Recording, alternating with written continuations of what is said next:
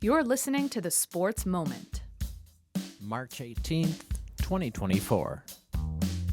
part of the Sports Moments and Memories with Kraig Olson podcast. Be sure to like and subscribe so you never miss a sports moment.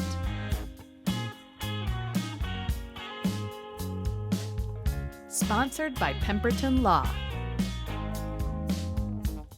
and Lake Area Docks and Lifts. Lake Area Docks and Lifts, more than just docks and lifts. Lake Area Docks and Lifts. The high school girls basketball season has come to an end. However, the boys basketball season is at state tournament week, and we have a couple of area teams that are competing. So we're going to be busy this week watching the progress of the Pelican Rapids Vikings in Class 2A and the West Central Area Knights in Class A.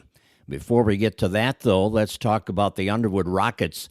They finished their season 28-5, and they wound up fourth in the state in Class A girls basketball as they lost the third-place game to Buffalo Lake Hector Stewart on a Saturday. Now, the Rockets had Elizabeth Lucken, a senior, named to the All-State team in Class A, and junior Callan Grove was All-State honorable mention. So congratulations to each of them.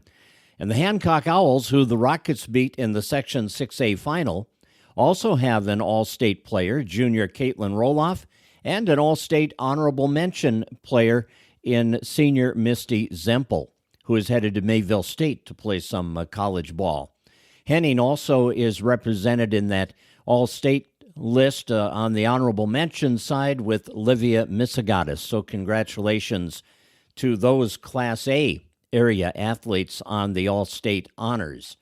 In Double-A, Willow Teal, a senior at Perham who's going to play college ball at Minnesota Crookston, was All-State, and her teammate Cora Grismer was an honorable mention selection, as was Barnesville's Abby John, who is headed to MSU Moorhead, and sophomore Morgan Korf of Pelican Rapids, along with junior Ellie Welch of Pelican Rapids, also named honorable mention All-State in Class 2A. Well, the boys basketball state tournament is this week in the Twin Cities.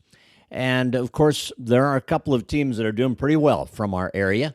Class A, it's the West Central Area Knights, who have been ranked in the top 10 in the state of Minnesota in Class A boys basketball all season.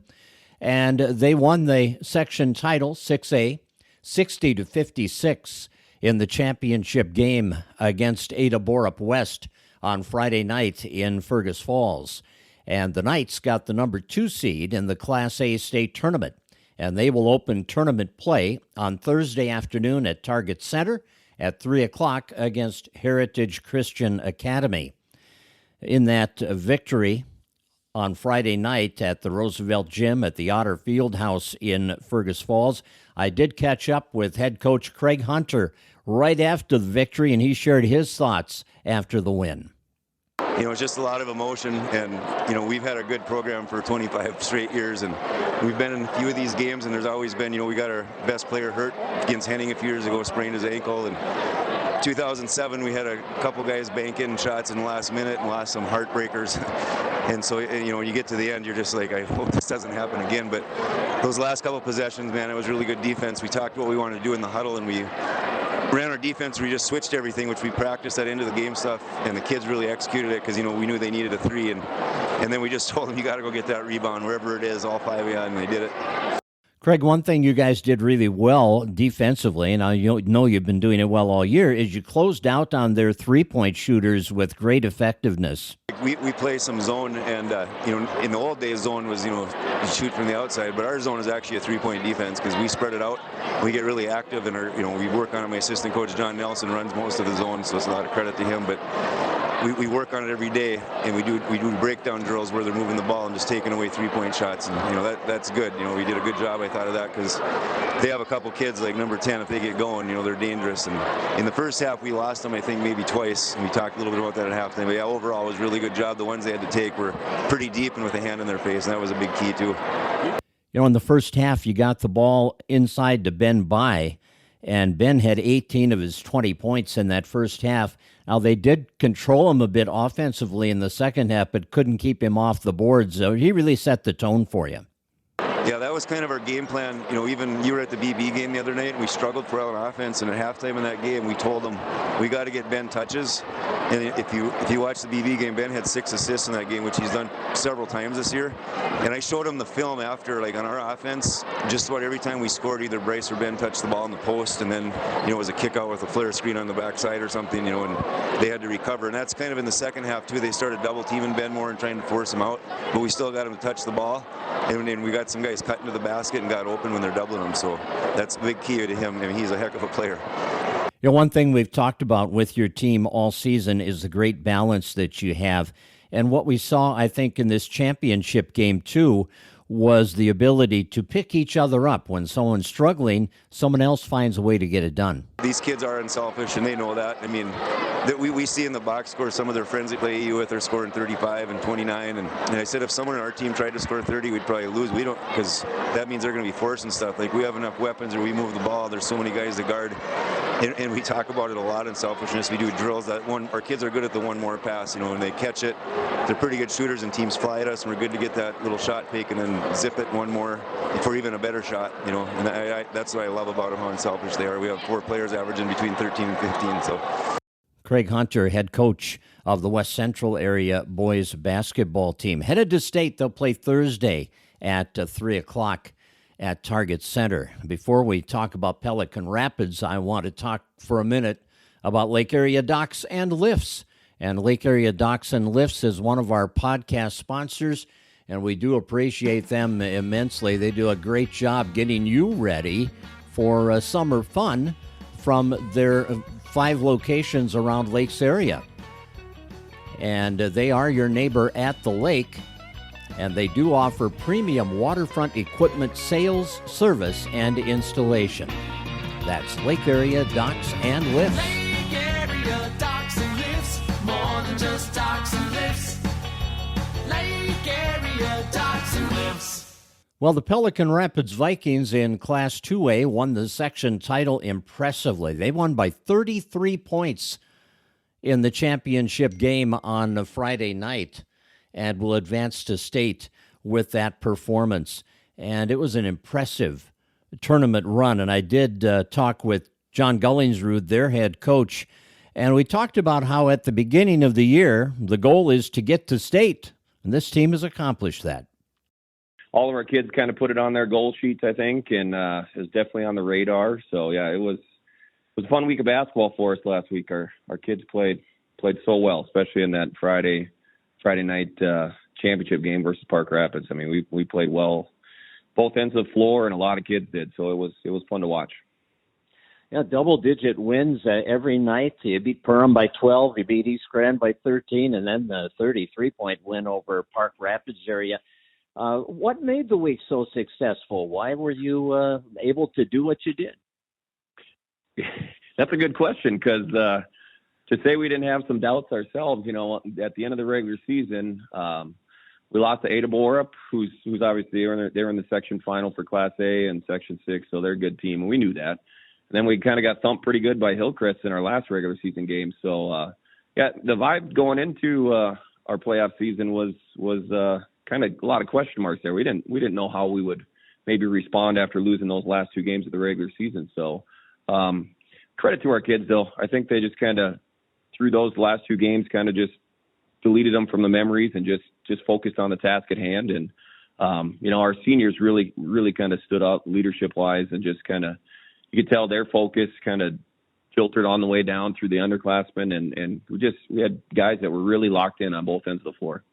One of the reasons that the Vikings were able to get to state was the way they shot the ball. 65% in the championship game against Park Rapids area. One of your coaches, John, Dave Retzloff, who coached at the community college in Fergus Falls, always told me he was a better coach when his team shot the ball well. Yeah, we all look like we're geniuses when the ball's going in the basket. Yeah, and again, it's just the kids we had a good idea and felt good about our game plan of going against, because we knew Park Rapids was going to play a 2-3 zone in the half court. So, anytime we're playing a team that we know is going to play zone, we tell our kids in any practices leading up, hey, when teams play zone, you got to be ready to shoot, and you got to have confidence when you shoot. And we definitely had that, and it wasn't just one or two guys. Like everybody that got on the floor just was confident and ready to shoot. So that was fun to see. Well, now that you have gotten to the state tournament, John, do the goals change now that you are at state? Sometimes you get that temptation, so you expend all that focus and energy just winning the section championship, and now we kind of got to reboot and reload and go down there and try to make some noise. Our main thing we're going to be telling our guys today in practice and as we move forward is just keep that confidence and that aggressiveness that we showed last week going, because obviously every team that's at the state tournament here is really good. So we're going to have our hands full no matter who we're playing. But if we show up with some confidence and continue to play the way we have played here in the section tournament, I think we can definitely be competitive. We're the underdogs, going in. They seeded the Section 2A tournament, and we went unseeded and got a draw with the number 3 seed Lake City, and we watched some games of theirs, and yeah, they're a talented team. They got some athletes. They're big, they're long, and they're good. So and they're not the only team. So if you survive that first night, then it's just going to get competition's going to keep ramping up. So it'll be fun though. And like you said, we're not just going down just for a little vacation this week. It's you want to go down and compete, and you want to play with some confidence, and you got to have some belief in your team and in yourselves. So we'll try to instill that in our guys here today and tomorrow, and hopefully be ready to go for Lake City on Wednesday night. And as a player, John Gullingsrud got to play in the state tournament back in 1998 for Norman County East. Now he gets to coach in it.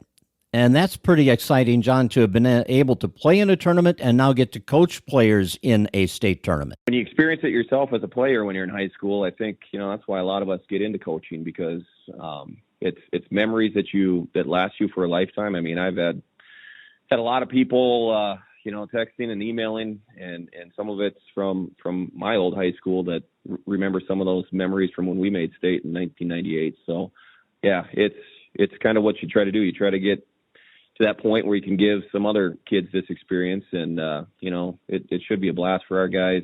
We're looking forward to this week. And it should be fun. Thank you, Kraig, for all your coverage of our team and all the area sports that you do. I know it's a lot of work and probably goes unnoticed, but for all the work that you guys do over there, it's really great to expose and get these kids this kind of exposure. John Gullingsrud, head coach of the Pelican Rapids boys basketball team, joining us on the podcast, and we look forward to seeing how they do down at state in that Class 2A tournament. Well, Pemberton Law carries a legacy of trustworthy and reputable legal representation dating back to 1883. They serve you from locations in Fergus Falls, Wadena, Detroit Lakes, and Alexandria, and you can also visit them online at pemlaw.com. That's pemlaw.com. Fergus Falls hockey has had a great tradition, and what's exciting to see this week is the impact that a couple of Fergus Falls high school grads have had on the Division III women's hockey programs that they are involved in. First of all, Sophie Rausch, who is just finishing her senior season of women's hockey at the University of Wisconsin-Eau Claire, was named to the 2023-24 Hockey Coaches Association Women's Division III All-America team for the third time in a row. Rausch helped the Blue Golds to a 21-7 season and a second-place finish in the Wisconsin Intercollegiate Athletic Conference tournament. She led UW-Eau Claire in points with 50, goals with 29, and assists with 21, and ranked second in the WIAC in goals, points, shots, and power play goals. She was also this year's WIAC Judy Kruckman Scholar Athlete and was named a finalist for the AHCA's Laura Hurd Award, which is given to the top Division III women's ice hockey player. Congratulations to Sophie on an outstanding collegiate hockey career. And last week, we had Joe Cranston join us on Friday. Joe, in his 25th season as the head women's hockey coach at the University of Wisconsin River Falls, had been named the NCAA Division III Women's Hockey Coach of the Year at the banquet on Thursday night prior to the Frozen Four tournament. And then on Sunday afternoon, Cranston's Falcons defeated Elmira College 4-1 at Hunt Arena in River Falls to win the 2024 NCAA Division III Women's Ice Hockey National Championship.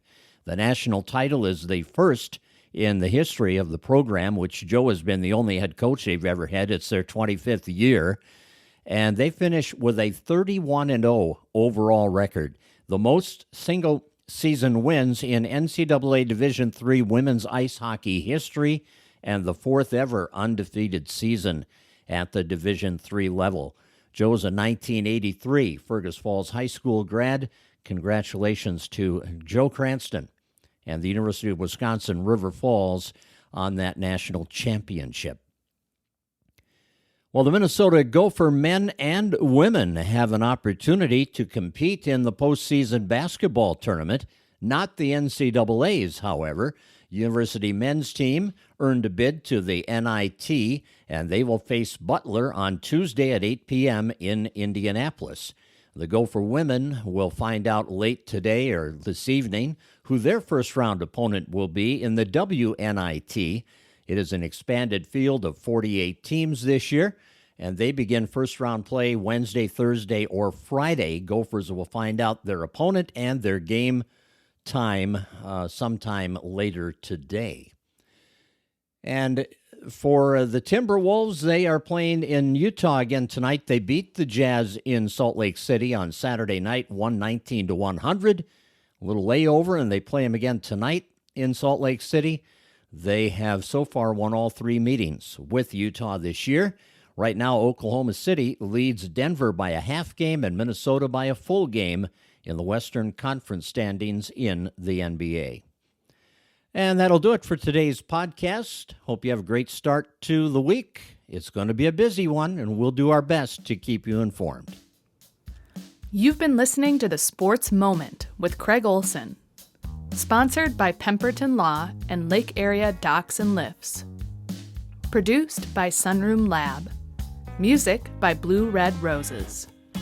Subscribe wherever you get your podcasts, and thanks for listening.